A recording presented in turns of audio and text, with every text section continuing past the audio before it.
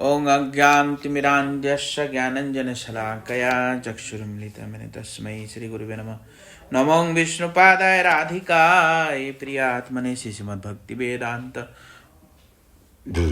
नारायणीति नामिने। श्रीकृष्ण चैतन्य प्रभु नित्यानंद श्री अद्वैत गदाधर शिवासादि गौर भक्त वृंद। हरे कृष्ण कृष्ण कृष्ण हरे हरे, हरे राम राम राम हरे हरे।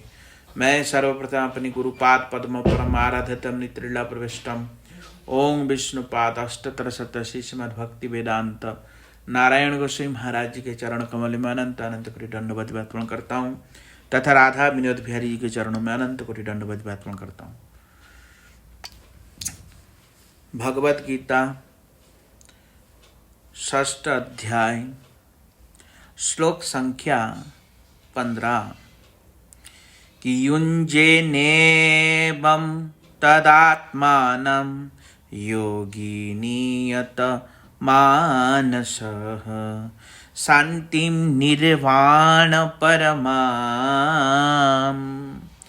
मत संस्थां गच्छति।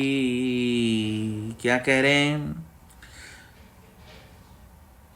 संयमित चित्त योगी पूर्वयुक्त रीति से मन को सदा ही योग युक्त कर मेरे स्वरूप में अवस्थित होकर परम निर्वाण रूपी शांति प्राप्त करते हैं।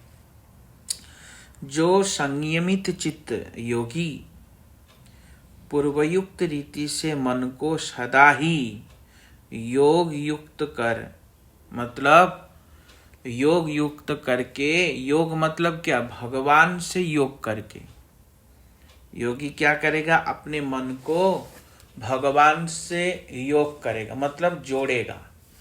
मन को भगवान से जोड़ के भगवान के लीला कथाओं में अपने मन को स्थापित करेगा और करके निर्वाण रूपी शांति प्राप्त करते। निर्वाण मतलब क्या? कौन सी शांति? परमार्थिक शांति। जिस शांति को पाने से या जिस सुख को पाने से, जिस आनंद को प्राप्त करने से संसार का आनंद तुच्छ हो जाता है, उसको कह रहे निर्वाण। तो इसलिए ऐसे निर्वाण शांति को प्राप्त करते हैं योगी। भगवान योग अभ्यास का फल बता रहे हैं। योग अभ्यास के द्वारा तमेव विदित्वा ति मृत्यु मेति, अर्थात भगवान को जानकर संसार रूपी मृत्यु से तर जाते हैं योगी। योग निर्विशेष ब्रह्म को प्राप्त करते हैं। जो निर्विशेष ब्रह्म है, ब्रह्म की उपासना करने वाले योगी है, वो निर्विशेष ब्रह्म को प्राप्त। परंतु जो भक्त योगी भगवान को, भगवान के साथ जो कनेक्शन करते हैं, वो भगवान को प्राप्त करते हैं। हे अर्जुन, भगवान यहाँ पे क्या कह रहे हैं अर्जुन को? नात्यनतस्तु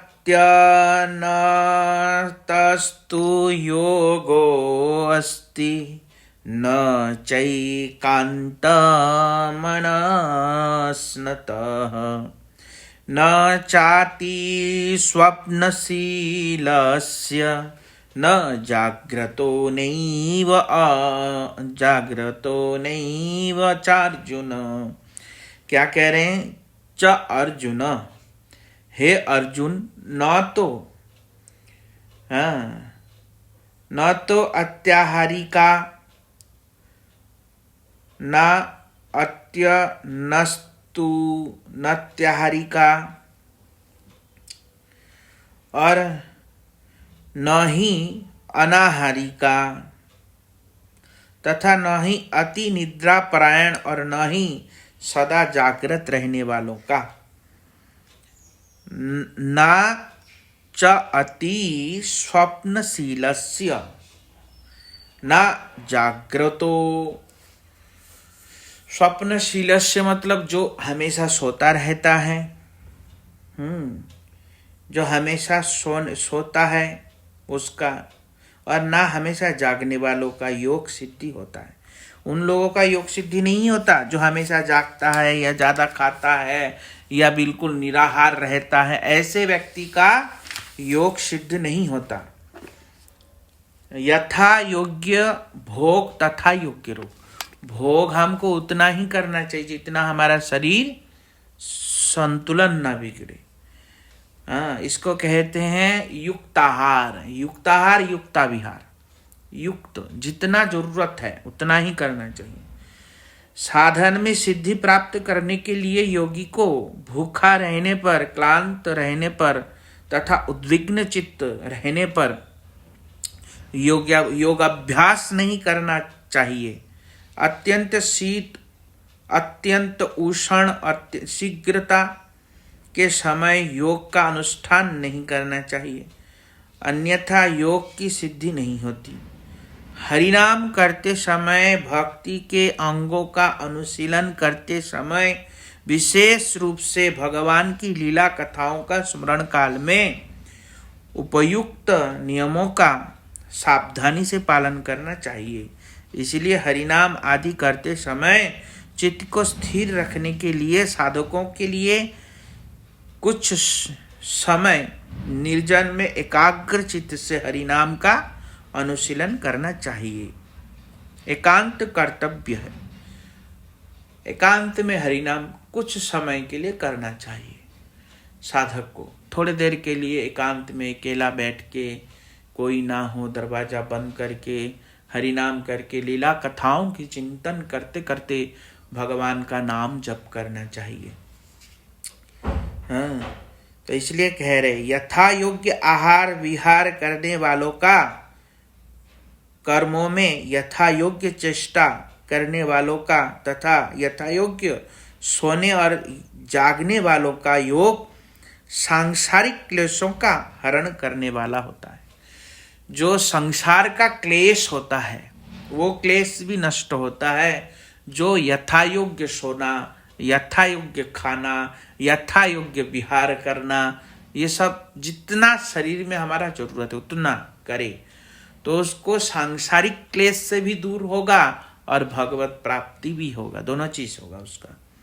तो इसलिए आहार विहार में संयम नहीं रखने वाले, नहीं रहने से नाना प्रकार की व्याधा या व्याधि उपस्थित हो जाती हैं, जिनसे सावधान में विघ्न पड़ता है। साधन में विघ्न, जिनसे क्या होता है, साधन में विघ्न पड़ता है। इसी प्रकार नाना चिंताओं के कारण उद्विग्न एवं चंचल मन से भी साधन की सिद्धि नहीं होती है। इसलिए सुचाप्य, स्निग्ध और युक्त आहार करना ही साधकों के लिए कर्तव्य है। अगर हमारा शरीर बिगड़ जाएगा तो मन अशांत रहेगा। शरीर में रोग लग जाएगा तो मन अशांत रहेगा। अशांत रहने से एक तो शरीर खराब, ऊपर से मन अशांत, तो फिर भजन कर पाएंगे तो नहीं कर पाएंगे। इसलिए उतना ही आहार करना चाहिए, उतना ही विहार करना चाहिए जितना हमारा शरीर सपोर्ट करे। इसलिए साधकों के लिए रूप गोस्वामी द्वारा रचित उपदेश अमृत के उपदेशों को पालनीय ग्रहण करना चाहिए। उनमें मन के वेग, क्रोध के वेग, जिह्वा के वेग, उपस्थ के वेग आदि संयम करने वाला व्यक्ति ही यथार्थ रूप में साधन कर सकता है। इसके अतिरिक्त अत्याहार, प्रयास, प्रजल्प, नियमाग्रह, असद संग, असत मतों को ग्रहण करने वाले की लालसा, इन 6 दोषों का अवश्य ही दूर रखना चाहिए। जो 6 दोष है ये दूर रखना पड़ेगा हमेशा।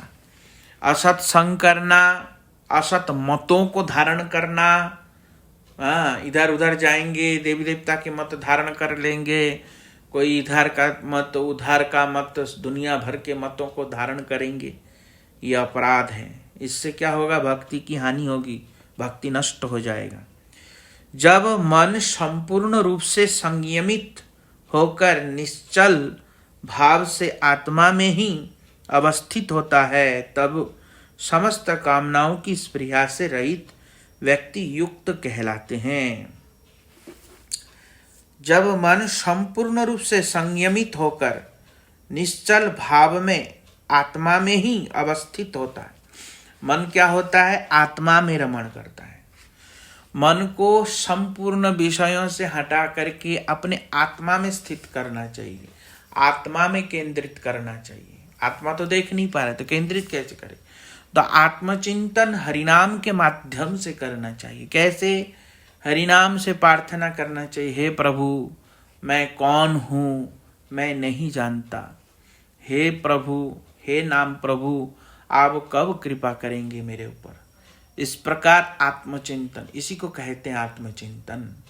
तो इसके द्वारा व्यक्ति युक्त कहलाते हैं। जो ऐसे आत्मचिंतन करता है तो वो युक्त कहलाते हैं। योगाभ्यास करते करते योगी का चित्त जब स्थिर हो जाता है, अर्थात विषय भोगों की स्पृहा से रहित हो जाता है तथा आत्म विषय में ही स्थिर हो जाता है, उस समय योगी का योग निष्पन्न होता है। उस समय योगी का योग पूर्ण होता है, जब आत्मा में स्थित हो जाता है। तो इसलिए यथा दीपो निवासत्तो नेतं तेषोपमा स्मृता योगिनो यत चित्तस्य युज्यतो योग आत्मनः। जिस प्रकार दीप वायु रहित स्थान में कंपित नहीं होता है, उसी ही प्रकार आत्म विषय की योगाभ्यासकारी संयमित चित्त योगी की उपमा जाननी चाहिए। जो आत्म संयमित चित्त योगी होता है वो भी कभी विचलित नहीं होता।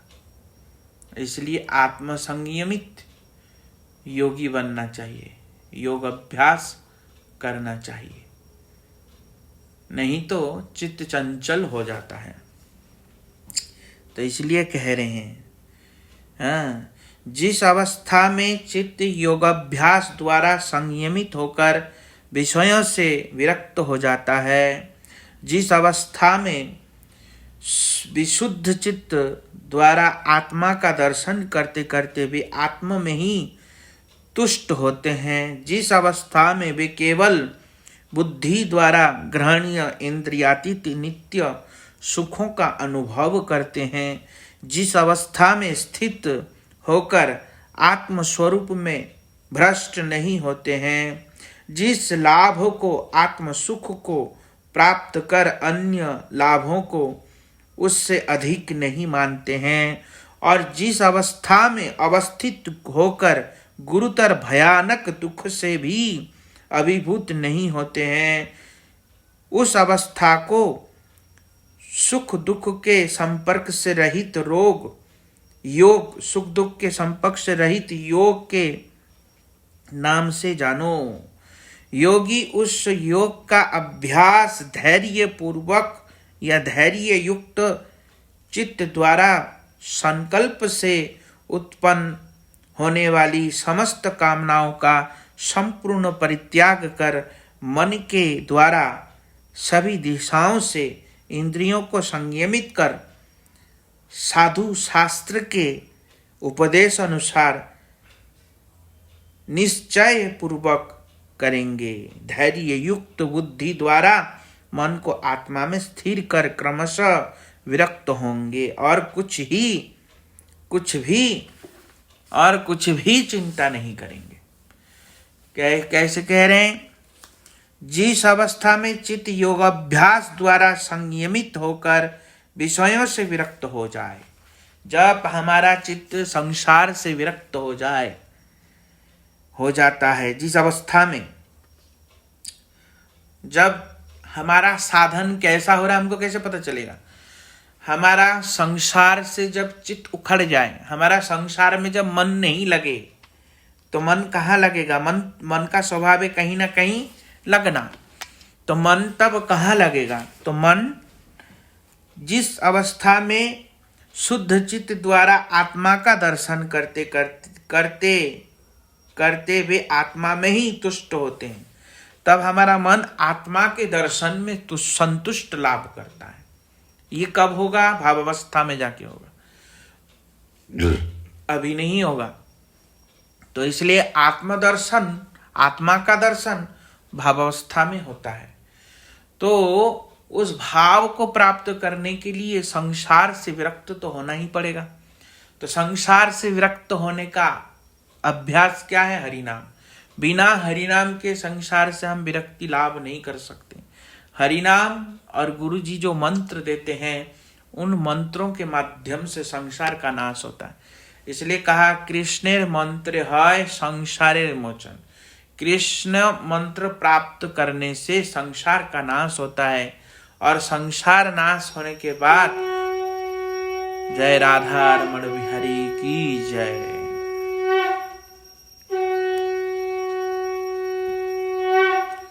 संसार का नाश होने से संसार का नाश होने से तब जाके कृष्ण प्रेम भगवत प्राप्ति होता है। इसलिए बिना मंत्र दीक्षा के संसार का नाश नहीं होता। संसार बंधन तभी नाश होता है जब मंत्र दीक्षा प्राप्त होता है। इसलिए जब तक संसार बंधन नष्ट नहीं होता, तब तक हम आत्म तत्व में प्रतिष्ठित नहीं होते। तो इसलिए आन्निक करते करते संसार की बंधन नष्ट हो और अपने आत्म तत्व में प्रतिष्ठित हो, इसी की कामना करके आन्निक करना चाहिए। तो इसलिए इसी प्रकार व्यक्ति विरक्त होंगे धीरे धीरे। इसलिए कह रहे हैं, जिस प्रकार योग की सिद्धि होने पर समाधि द्वारा जिनके चित्त की मलिनता दूर हो गई है, उनके निर्मल चित्त में जिस सुख का उदय होता है, उससे भाषा में व्यक्त नहीं किया जा सकता। उस निर्मल चित्त में जिस सुख का अनुभव होता है, मतलब भावावस्था में जाकर के जीव को जब ऐसा सुख, भागवतीय सुख की अनुभूति होती है, जब भागवतीय सुख की अनुभूति होती है, संसार का सुख जुगनू क्षणिक के बराबर है, पर भागवतीय सुख तो वो अनश्वर है, नश्वर नहीं है, न क्षणिक है। हाँ, भागवतीय सुख तो नित्य है, नित्य आनंदमय है। नित्य मतलब क्या? हमेशा। एक बार ऐसा सुख मिला ऐसा नहीं, हमेशा वो सुख चलता ही रहता है, निरंतर। हाँ, ऐसा है भागवतीय सुख। संसार के जितने सुख है, सर्वश्रेष्ठ सुख, वो सुख उस भागवतीय सुख के आगे एक जुगनू के समान भी नहीं है। सूर्य के आगे जैसे जुगनू है, ऐसा है। तो संसार का सुख ऐसा है, पर लोग समझ नहीं पाएंगे।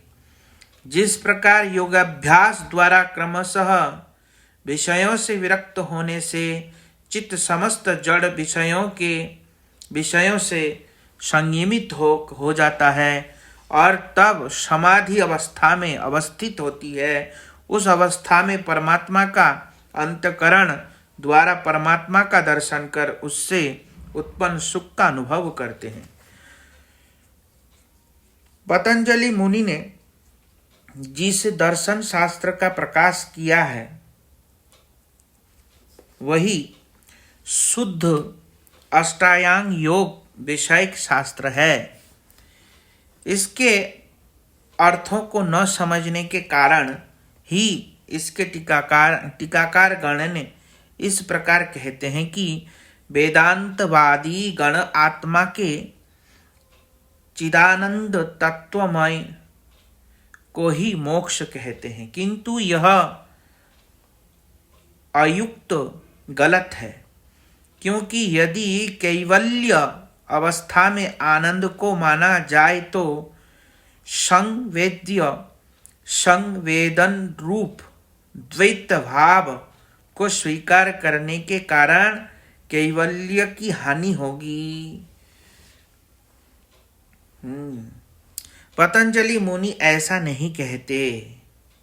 उन्होंने अपने विशेष सूत्र में, अंतिम सूत्र में मात्र इतना ही कहा है, पुरुषार्थ शून्य नाम प्रतिप्रशस्व कैवल्यम स्वरूप प्रतिष्ठा वा चित्ति शक्ति रीति। क्या कहा?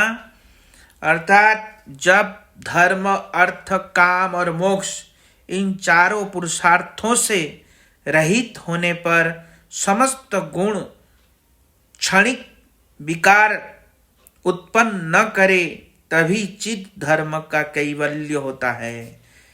कैवल्य के मतलब भक्ति, कैवल्य के मतलब मुक्ति नहीं है।